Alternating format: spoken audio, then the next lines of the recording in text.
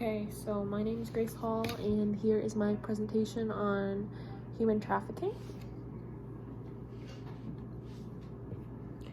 Sex trafficking is something that is not really talked about, or could be a taboo or a cliche for a lot of people, when really it's happening all over the world, and it's a figure that a lot of people, and women especially, have on their minds.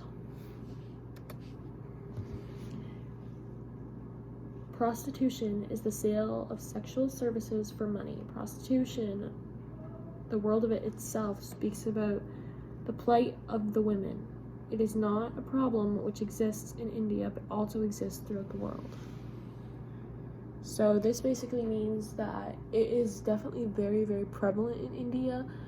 It's where most of the prostitution rates are super high, but it's also everywhere. So it's here in New Brunswick, it's in Canada, it's in the US, it's all over the world, even though rates are super high, especially for human trafficking in India, because of the unemployment rate and women looking for jobs who get kind of sucked into this lifestyle.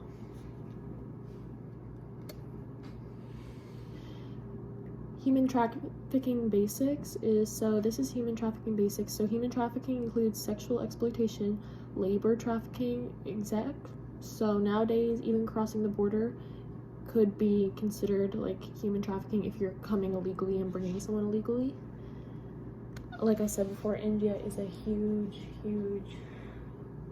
I don't know what you call it, exploiter of sex trafficking and human trafficking in general. A lot of the victims do come from India.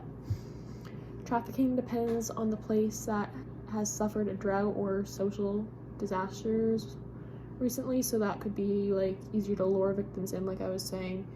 So it's easier to kidnap or abduct someone or lure someone in who's looking for food or money. It's easier to lure them in and get them into a trafficking ring. Sex trafficking is a modern day form of slavery, and victims are the majority women and girls, but it can also be men and boys.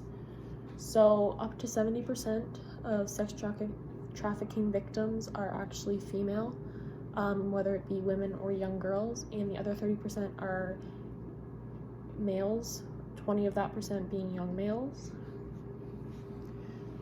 Trafficking in persons include, but are not limited to, sex trafficking, child labor, and immigration labor. So this could be like, obviously you've got your sex trafficking, but you've got child labor, so like the kids in India who work in factories could also be trafficked. And immigrant labor is the same thing, but kind of with older people, so like people working in factories who aren't there on their own will. Types of sex trafficking have different forms of commercial operations, such as prostitution, pornography, and the rest of those that are there. So basically these people could be forced into all of these things, which is why it's very dangerous to go on the internet, because a lot of people get lured into these a lot of those videos are not there by that person's will. A lot of people you'll see on pornographic sites are actually being trafficked.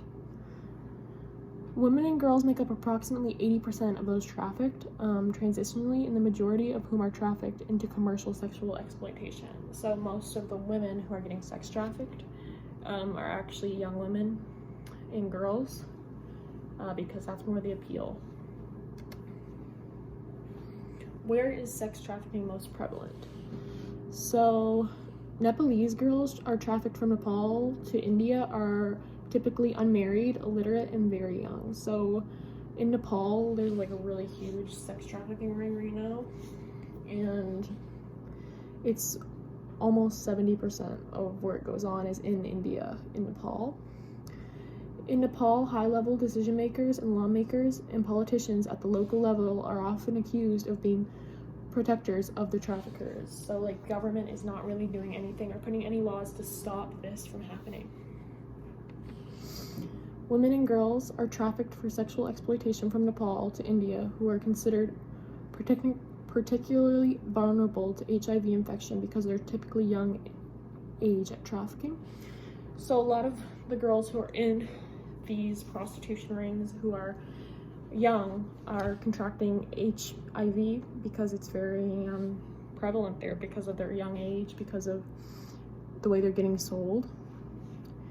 Western Asian female stereotypes constitute another factor that contributes in the abuse of power, since the stereotype to create the demand of Asian girls to be trafficked into commercial sex work. So there's a higher demand for Asian white women, which is a lot of the reason why the sex trafficking ring in Nepal is so huge. The United States has taken steps to respond to this trafficking dilemma. Congress first voted on an anti-trafficking act in 2000 and then again in 2003 and 2005. So the US is actually doing one of the biggest trafficking, like the anti-trafficking. You see a lot of government responsibility for it there and a lot of laws against it, unlike other countries. TVPRA establishes the Trafficking in Persons Report as a diplomatic tool to encourage foreign government to increase the efforts to refrain and fight against modern-day slavery. The government has appropriated $528 million towards this effort. So this again, the US is putting in a lot more money than all the other countries.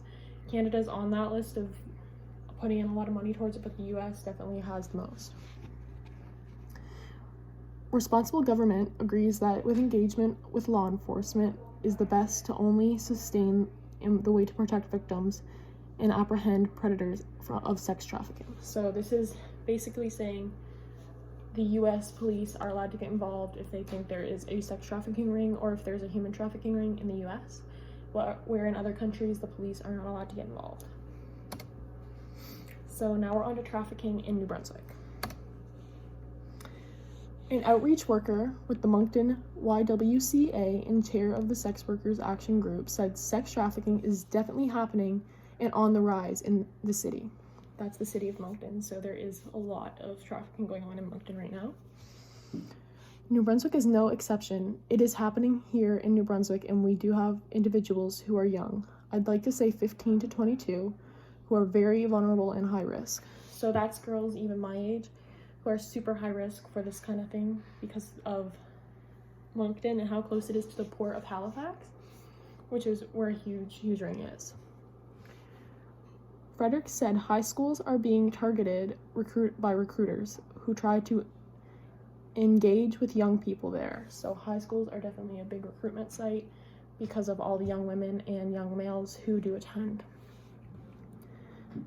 There is a well-known trafficking circuit between Halifax and Moncton. And again, this is because there is a port on Halifax, so it is easy to transport victims.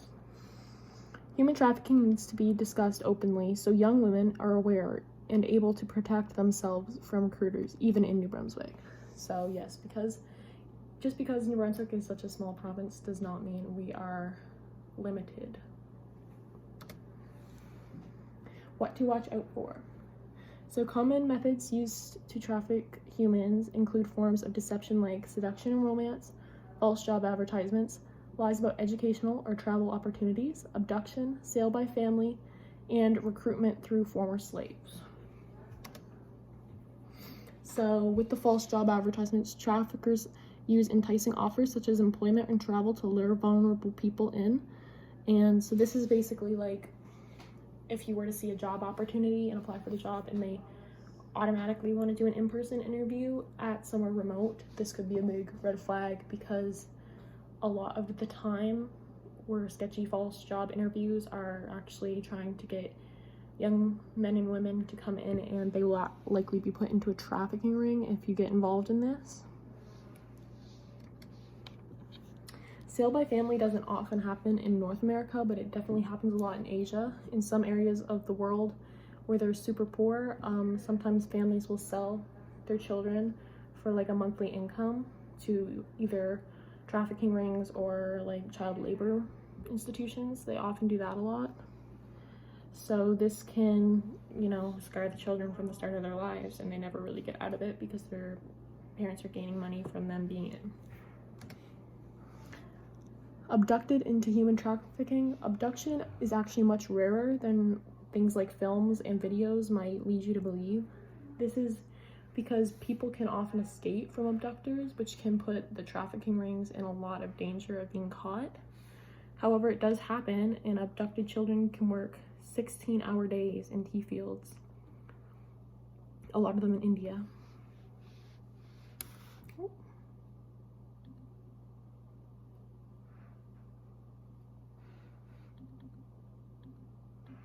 Get back to where I was at there.